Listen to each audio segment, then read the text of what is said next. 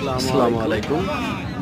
আমি প্রতিদিনের মতন মোহাম্মদ রাশিদুল ইসলাম থেকে আসছি আজকে চুয়াডাঙ্গা জেলার Akkas Ali lake view park. আপনারা দেখতে পাচ্ছেন আমার সামনে আমার হামিদুল মামু আছে, জি পরমেশ কাকা আছে। এনারা আজকে এনাদের নিয়ে আসছি আমি।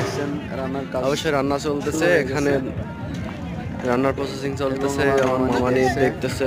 এটা হামিদুল মামা, পরমেশ দা, সকলেই আছে এখানে। আমরা পার্কের ভিউটা দেখাই।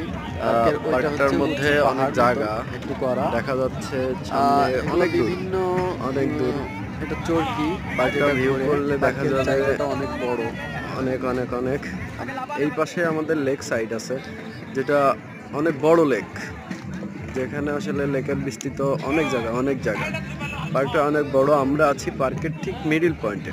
এখানে অন্য স্কুল থেকে কলেজ থেকে আসছে, সবাই রান্না বাড়া করতেছে। ওই যে টিন শেডের যে ঘরগুলো, ওখানে সবাই রান্না করতেছে, খাওয়া দাওয়া করতেছে। ওই পাশে টিন শেডের ঘরে সবাই বক্স বাজাচ্ছে, খুব বিনোদন করতেছে।